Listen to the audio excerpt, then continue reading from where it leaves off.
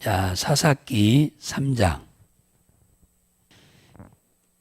오늘은 전쟁을 모르는 자라고 하는 제목으로 함께 좀 은혜를 입도록 하겠습니다.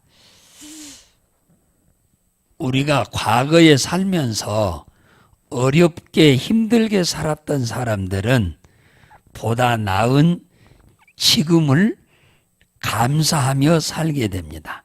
그러니까 우리가 감사하며 살려면 지난날 과거를 돌아보고 지금을 돌아보며 살아야 감사가 나오니, 과거를 보지 않고 미래만 바라보고 살면 감사거리가 안 보입니다, 눈에.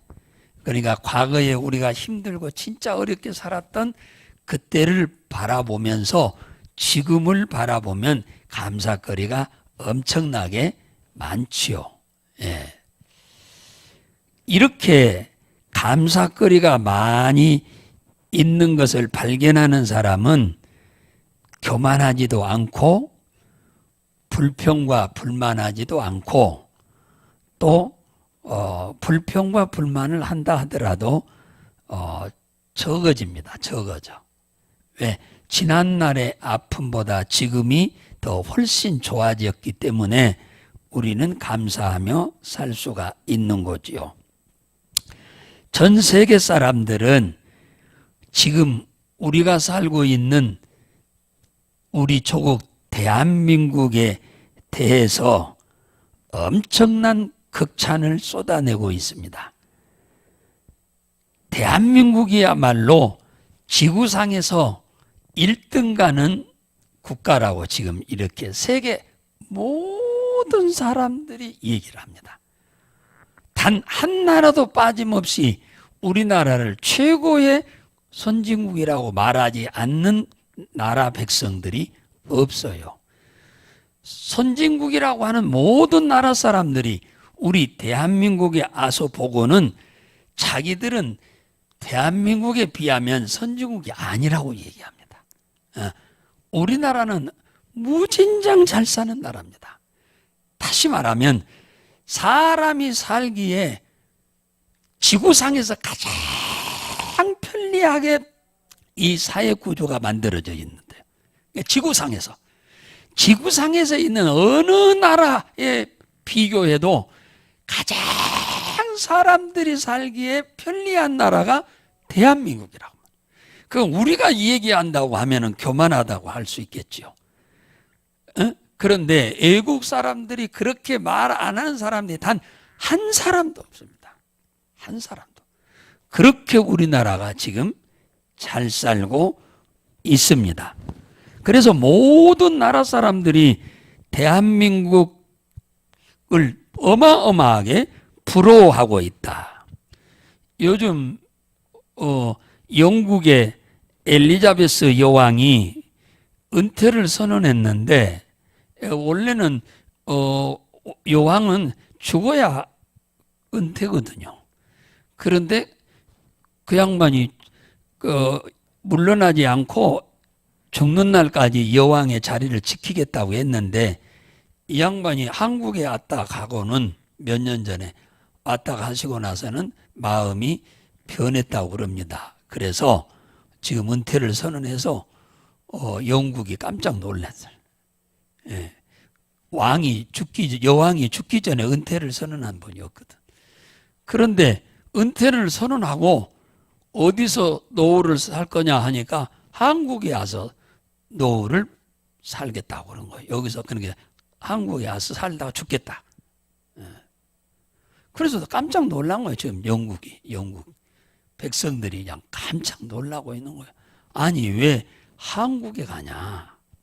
그럼 한국에 어디 가서 살려고 그러냐? 안동의 하회마을 쪽에 가서 살려고 한다고 그럽니다. 엘리자베스 여왕이. 그 정도로 그분이 전 세계를 돌아다녀 봤는데 전 세계에서 가장 살기 좋은 나라가 우리 한국이라고 그래요. 그분들이 얘기하는 소리니까 그게 맞겠죠. 전문가들 얘기니까. 그런데 우리는 실상 이 대한민국에 살고 있는 우리들은 이 불평불만이 엄청나게 많죠. 어마어마하게 많습니다. 내가 봐서는 그런 사람들은 정상적인 사고방식을 갖고 있는 사람들이 아니고, 불평불만이 많은 사람들의 사고방식을 이렇게 대화하는 중에 들어보면 색깔이 다릅니다. 사상이 다르다 그 말이야. 민주주의 국가에서 살고 있는데 그분들은 민주주의를 싫어하는 사람들이에요. 어디를 동경하냐? 북한의 김정은이 공산주의, 사회주의를 동경하는 사람들이에요. 그러니까 이렇게 살기 좋은 세상에서 불평불만이 많아. 예. 그럼 지들 그리 가서 살지.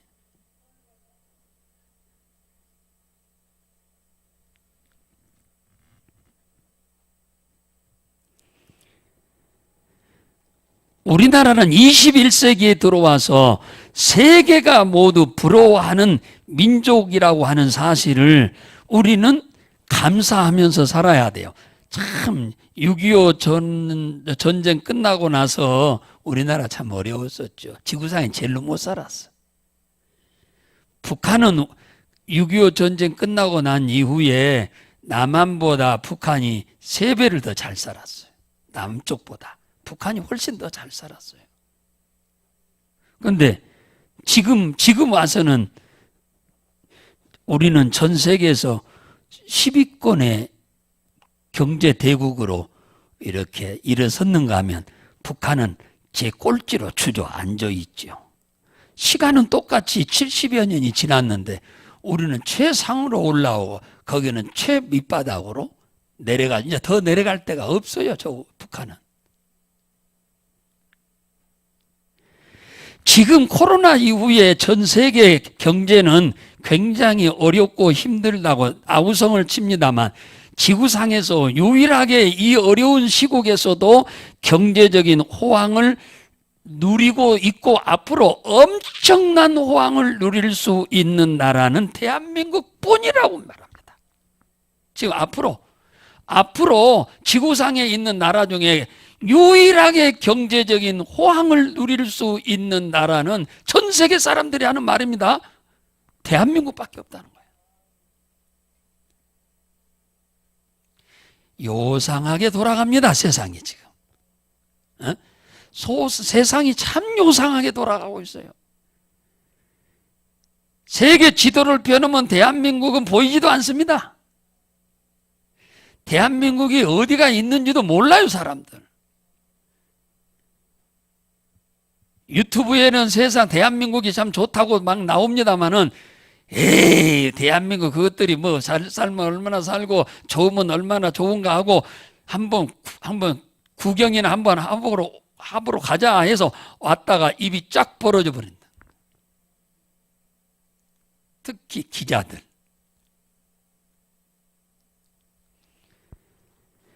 우리는 온 세상 사람들이 지금 부러워하고 있는 대한민국에서 살고 있다고 하는 것을 우리는 하나님께는 감사해야 하고 우리는 자부심과 긍지를 갖고 사시기를 주의 이름으로 축원합니다.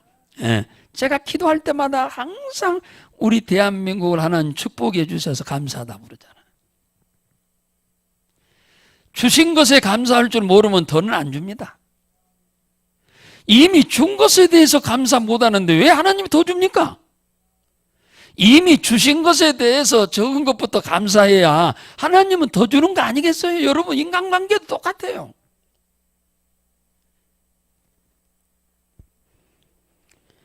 불평불만이 많은 사람들은, 북한은 우리가 안 가보니까 모릅니다만 북한에서 내려온 사람들 얘기 들어보면 다 손바닥 보듯이 원이 다 아는 거 아니에요. 북한은 못 가보니까 그렇다 치더라도 동남아시아, 아프리카 가보면 남미 쪽으로 어디 저쪽으로 전부 다 얼마나 우리가 잘 살고 있는지를 실감하게 된다. 그죠? 예? 우리나라가 너무너무 잘 산다.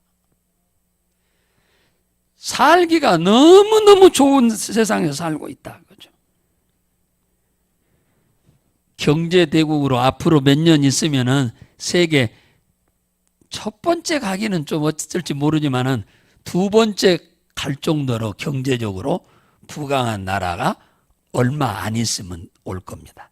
내가 봐서는 얼마 안 있으면, 진짜 바로 얼마 안 있으면 그렇게 올 것 같아. 군사 규모는 세계 두 번째 군사 강국 군사력으로는 전 세계 두 번째에 지금 육박하고 있어. 우리나라 지금 전 세계 다른 나라가 하는 소리입니다. 다른 나라들이 우리나라를 두고 하는 말이에요.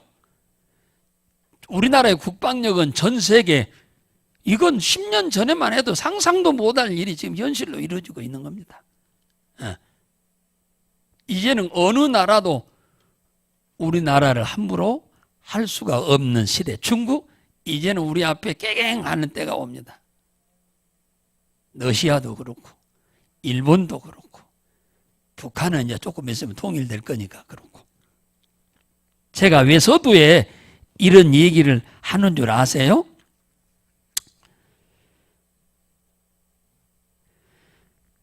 이렇게 좋은 나라가 앞으로 전쟁이 없이 계속 살아야 우리나라가 경제 대국으로 전 세계 2위, 3위로 올라갈 수 있어요. 전쟁이 있어버리면 끝나버려요. 전쟁이 없어야 돼, 전쟁이.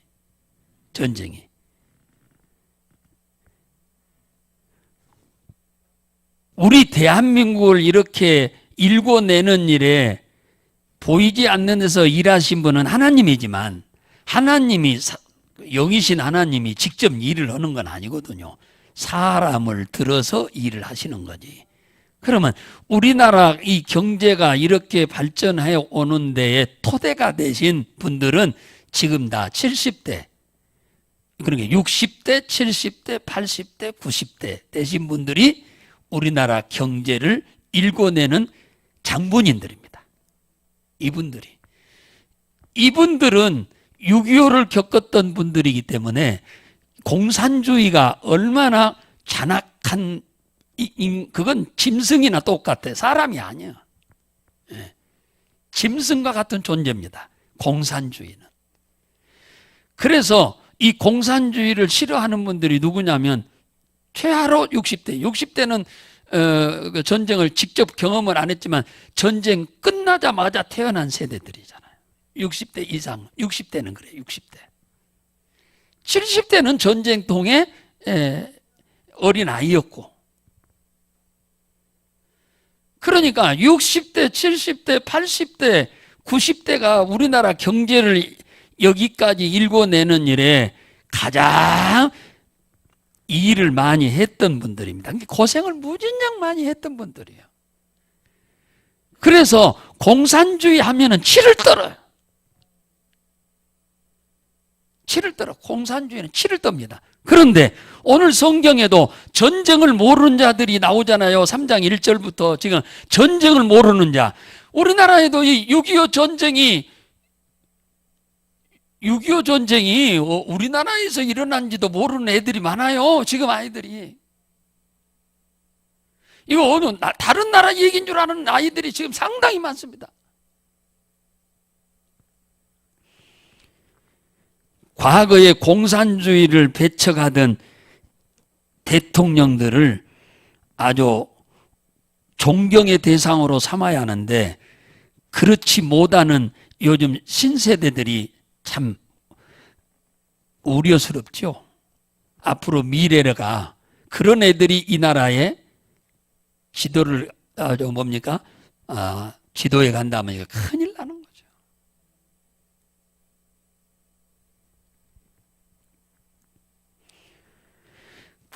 반공을 주장했던 대통령들을 완전 그냥 사람 취급도 안 하는. 그러니까 잘못 배워서 그런 거예요. 그러니까 10대는 10대, 20대, 30대, 40대, 50대까지가 이러는 거예요. 60대부터는 거의가 다 보수를 지향하죠. 왜? 공산주의를 아니까. 그런데 그 밑에 전쟁을 모르는 사람들은 돈 한 푼만 준다고 하면은 공산주의든 뭐든 아무 상관도 없이 대통령이 돼도 된다고 생각하는 사람이 지금 우리나라에 수두룩하다. 수두룩하다. 이건 불신자들이 그렇다고 하면 이해가 되는데, 예수쟁이, 예수 믿는다고 하는 사람도 이런 사상을 갖고 있는 사람들이 수두룩하다. 공산주의 밑에서 아직 안 살아봐서 아직 모릅니다.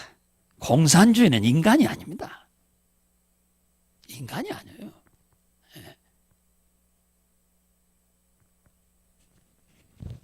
그들하고 약속을 해가지고 지금까지 약속을 한 번이라 지켜본 적이 있나요? 북한하고? 남의 나라는 얘기할 필요 없고. 내가 왜 이 서두에 오늘 본문과 같은 얘기가 아닌 것 같은 얘기를 하는데, 오늘 이 본문하고 일치되기 때문에 이 얘기를 하는 거예요.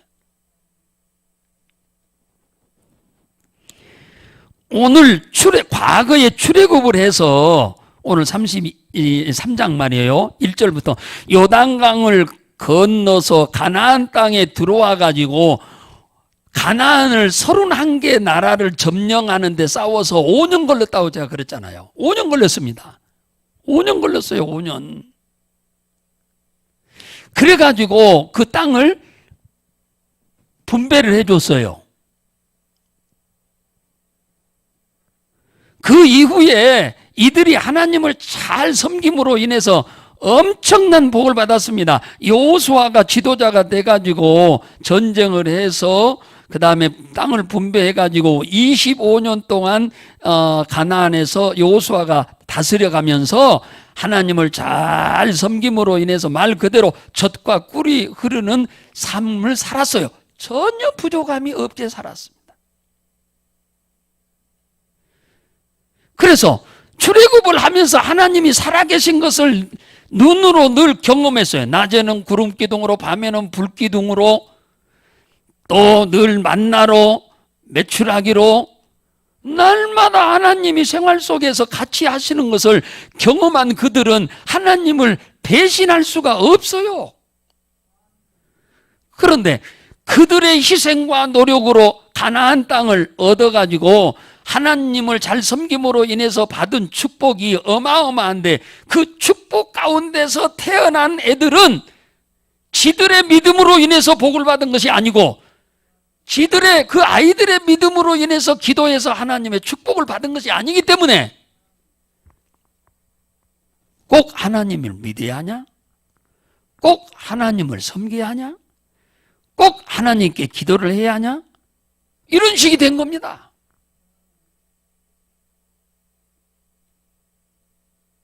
그래서 전쟁 없이 지금까지 가나안에 들어와 가지고 오랫동안 살았던 것이 그냥 우연히 저절로 되어진 줄 알았어. 하나님의 은혜와 축복으로 지들의 선조들이니까 부모들이잖아요. 이 지들의 아버지, 지들의 할아버지, 지들의 뭡니까?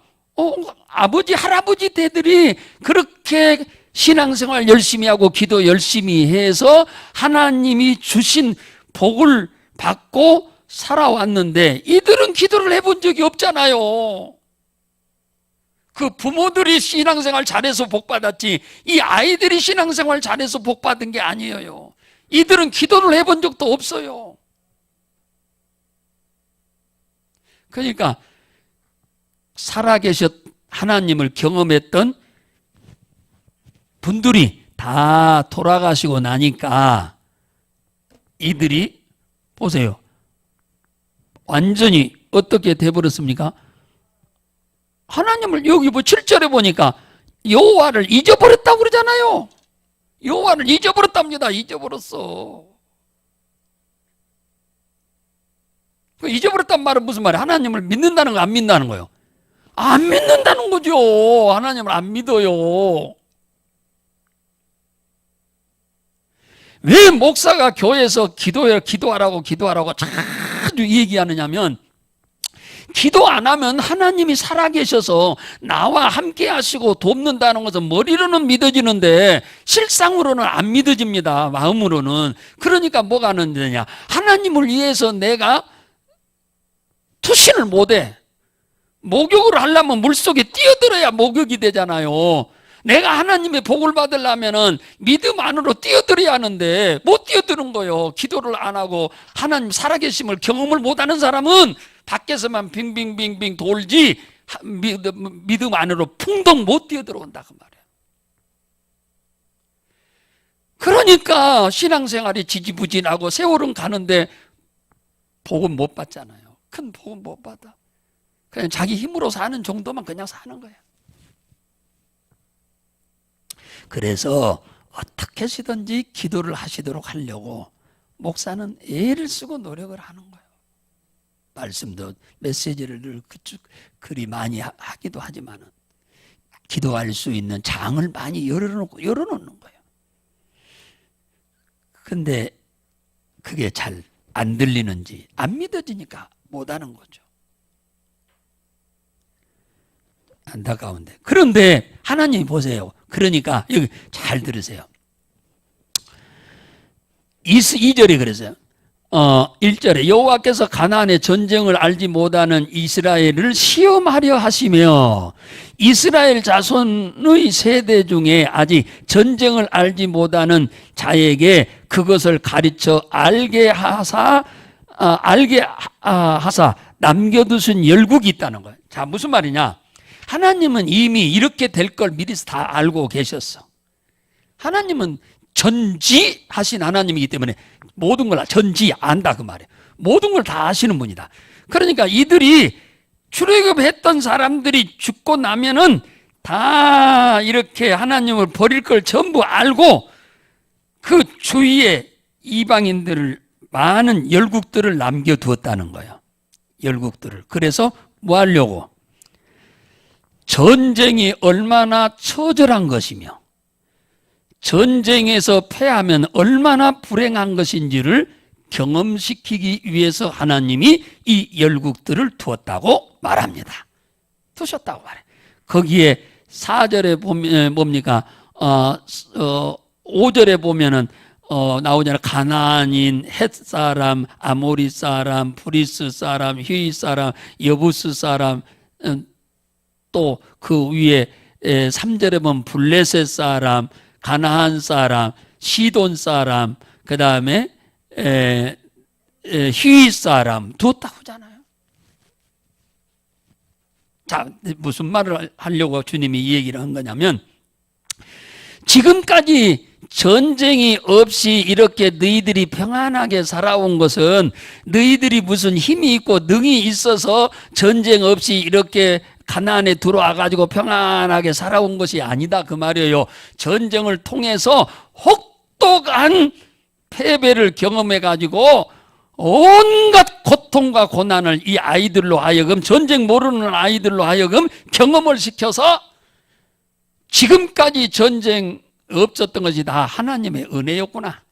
원래 우리가 살고 있는 이 땅에 31개 나라가 있었는데 이 31개 나라와 싸워서 우리 조상들이 다 이겼다는데 그것이 우리 조상들의 힘과 능으로 된 것이 아니고 하나님이 도와서 전쟁에서 이겼구나 하는 것을 하나님이 이들로 하여금 패배를 통해서 깨닫도록 하기 위한 거예요. 패배. 이 전쟁에서 지게 해가지고 깨닫도록 하려고 한 거예요.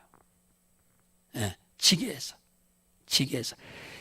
사업하다 망하면요 돈만 잃잖아요. 근데 전쟁에서 지면은 돈 뺏기지, 사람 포로로 잡혀가지, 있는 것 다 헐어버리지, 말도 못한 피해가 오잖아요. 그래서 이들이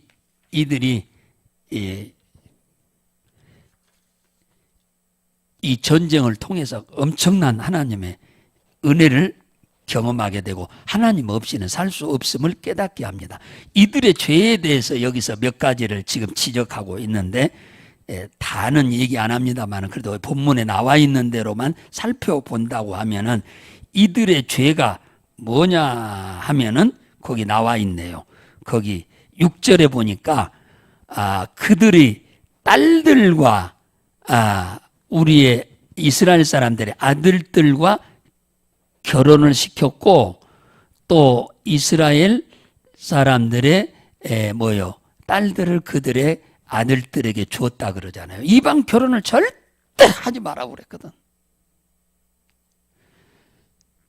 왜냐? 이방 결혼을 하게 되면 그가 시집 올 때 자기들의 친정에서 섬기던 이방 신을 가지고 오기 때문에 그렇습니다. 그 절대로 이렇게 결혼을 못하게 했어요. 이방 인들과 그 온주민들이죠. 결혼 못하게 했는데 지금 다 해버리잖아요.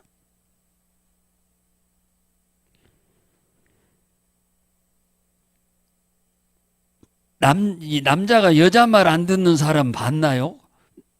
남자가 여자 말 거의 안 듣는 사람, 젊었을 때는 말 안 듣는 사람 많은데 나이가 들면은 여자의 말을 다 듣게 돼 있어요. 예. 날마다 싸울 수도 없고 그러니까 나중엔 져버려 그냥.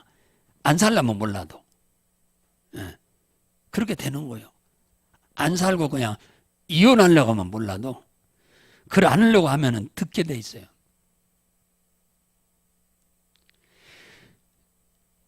솔로몬도요, 이방 여자들하고 결혼한 부인들을 수백 명을 얻었어요.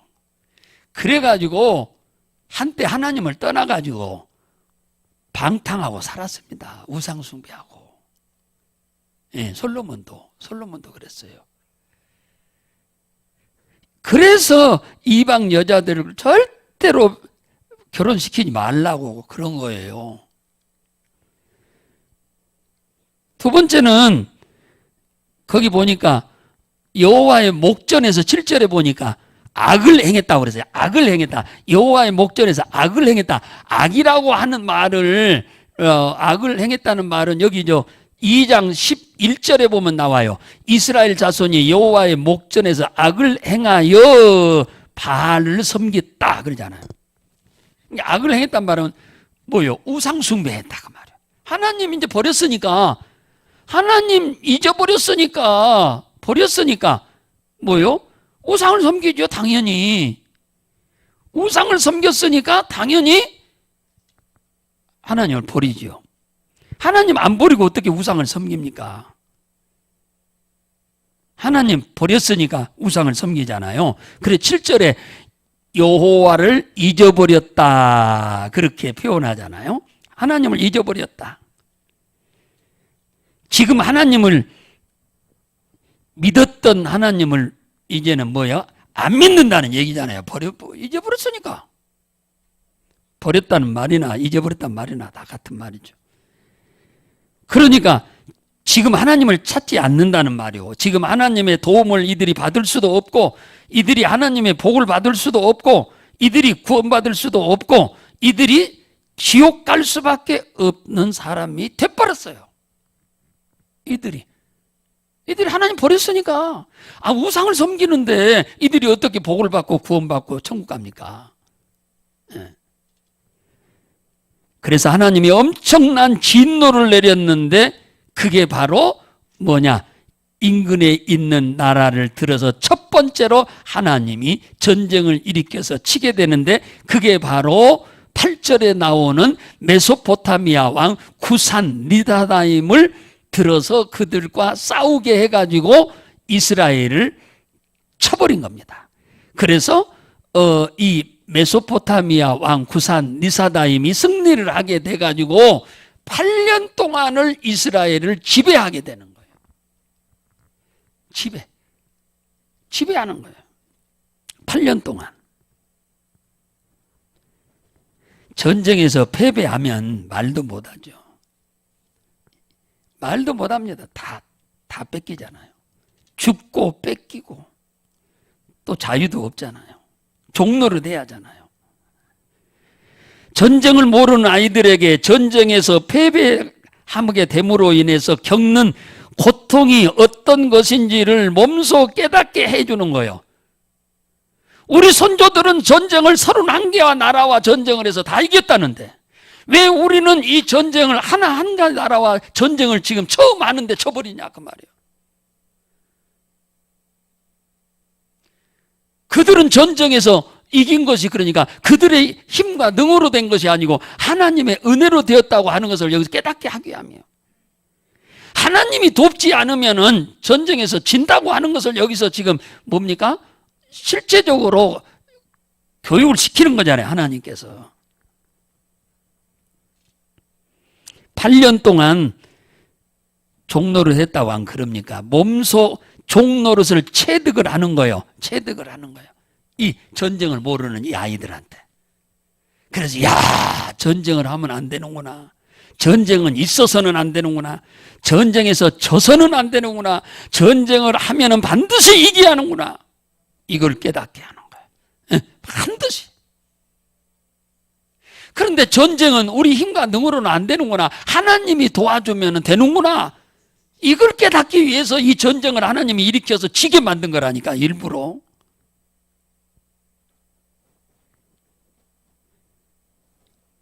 그래서 우상숭배는 결국은 무익하구나. 우리에게 아무 도움이 안 되는구나. 우상숭배는 우리에게 아무 도움이 안 되는구나 하는 것을 깨닫도록 몸소 경험하도록 하신 겁니다. 그래서 우상을 버리고 하나님을 찾도록 하기 위함이었어요. 하나님의 계획은 그대로 되어집니다. 이들이 8년 동안 종노릇 하다가 너무너무 힘들고 어려우니까 이제 우상한테 가가지고 귀신한테 가가지고 마귀한테 가가지고 도움을 청했던 그들이 전쟁에도 아무 도움이 안 되거든. 그리고 져가지고 패배해가지고 아무리 그 우상 앞에 가서 도와달라고 해도 아무 소용이 없거든. 나중에는 깨달은 거예요. 8년이다 대서사 깨달은 거예요. 아하, 우상은 아무 소용이 없구나. 생명이 없는 우상은. 우리 조상들을 전쟁에서 이기게 하신 하나님만이 우리에게 도움을 줄 수 있는 분이구나 하고 하나님을 찾잖아요. 9절에 이스라엘 자손이 여호와께 부르짖음에 여호와께서 그들을 위하여 구원자를 세워 구원케 하시니 그는 곧 갈렙의 아우 그나스의 아들 온니엘이더라. 이 하나님을 찾는 거예요. 우상 앞에 가서 아무리 기도해봐도 소용이 없으니까 이제 그 조상들이 왜 하나님을 그렇게 잘 열심히 섬겼는지를 이제 깨닫게 된 거예요. 8년이라고 하는 고생 끝에 깨닫게 된 거예요. 이게 이제 교육이에요. 하나님이 이걸 교육시킨 거죠. 그래서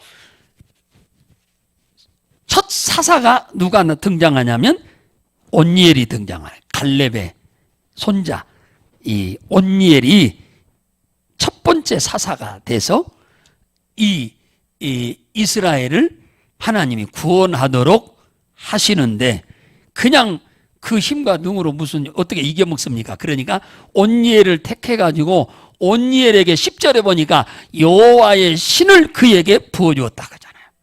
여호와의 신, 지혜와 능력의 신을 그에게 부어주었다 그러잖아요.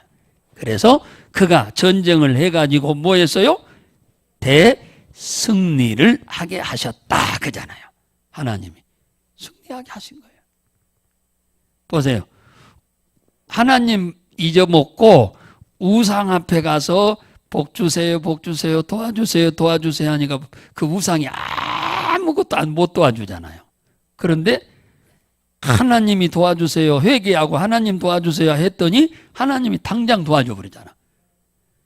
하나님이 성경에 보면은 사람의 군대를 전혀 사용하지 않고 천사가 와서 전쟁을 해준 때가 성경에 있는데 그때가 어디냐면 히스기야 왕이 통치하고 있을 때 아수르 군대가 18만 5천 명을 데리고 예루살렘을 포위하고 있을 때 저녁에 히스기야가 성전에 가서 기도하자 하나님이 천사 한 명을 보내가지고 18만 5천 명을 싹 송장으로 만들었던 그런 일도 있지만은 여기서는 그러잖아요. 사람을 들어서 백성들을 모아가지고 싸워서 이기도록 하시잖아요. 여기서. 그러니까 결국은 하나님은 똑같아. 전쟁을 해서 이들도 똑같이 전쟁에서 졌어. 근데 이들도 역시 졌던 사람 중에 한 사람이 또 나온 거예요. 근데 왜 나와서 이들이 이기냐 하니까 하나님이 도우시니까 이기는 거예요. 이해가 되십니까? 이들이 똑같이 전번에 싸워서 8년 전에 싸워서 졌던 사람들입니다. 그런데 하나님을 찾고 믿고 의지하니까 하나님이 도우심으로 그들이 싸워서 또 이기는 거예요. 중요한 것은 하나님을 믿고 찾느냐 안 찾느냐, 여기에 승패가 달려있는 겁니다. 여러분의 가정의 승패는, 가족의 승패는 하나님을 믿고 찾는 데 달려있습니다. 믿는데 찾지 않아도 소용이 없고 안 믿어도 소용이 없어요. 믿으면 반드시 하나님을 찾아야 하나님이 우리를 도우실 줄로 믿으시기 바랍니다. 할렐루야. 예, 그걸 꼭 명심하시기 바랍니다. 자, 그래서 온니엘이가 40년 동안 사사로 있는 동안에 뭐가 있었다? 그렇죠. 태평성대를 누렸다고 하잖아요. 전쟁이 없이. 왜? 온니엘이가 하나님을 철저히 믿는 사람이었거든요. 하나님을 위해서는 목숨을 내걸 만큼 하나님을 잘 섬겼던 사람이요. 12정탐꾼 중에 한 사람이 누구냐? 갈렙이요. 여호수아 갈렙. 갈렙의 손자가 온니엘입니다. 목숨을 내놓은 집안이 하나님을 위해서. 그의 손자야. 갈렙의 손자. 그러니까 믿음이 얼마나 좋은지 몰라, 이 가문이.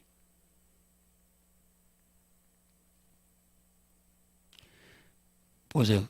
8년 전에 전쟁할 때는 이들이 다 같이 싸웠어요. 그런데 졌어. 왜? 하나님이 안 도우니까. 그런데 똑같이 싸우는데 하나님이 도우니까 이기잖아요. 할렐루야.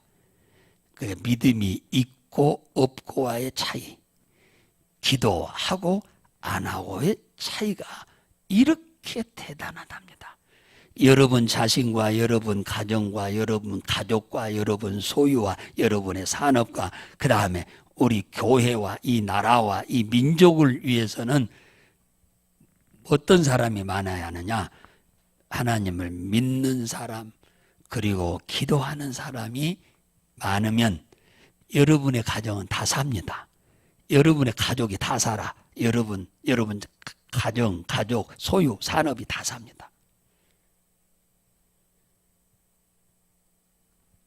오늘 여기 3장에서 우리에게 가르쳐 주는 것은 그겁니다. 하나님 잊어버리면 우리는 모든 것 다 잃어버린다. 이 땅에서 축복만이 아니고 영원 내세의 영생도 잊어버려. 그러나 고통에 빠졌다 하더라도 하나님을 다시 믿고 찾으면 하나님은 그 고난에서 전부 건져주신다고 하는 메시지가 오늘 3장 메시지입니다. 사랑하는 성도 여러분들, 오늘 이들의 신앙생활과 오늘 이 자리에 계신 여러분과 저의 믿음을 이렇게 비교해 보면은 우리의 믿음은 이들 같지 않잖아요. 우리는 변함없이 하나님을 신뢰하고 믿고 하나님을 찾는 분들이니까 우리에게는 이러한 고통은 없으리라고 생각이 됩니다. 그리고 여러분들이 하나님을 찾는 한 여러분의 문제는 다 해결되고 남음이 있을 줄로 믿으시기 바랍니다. 할렐루야.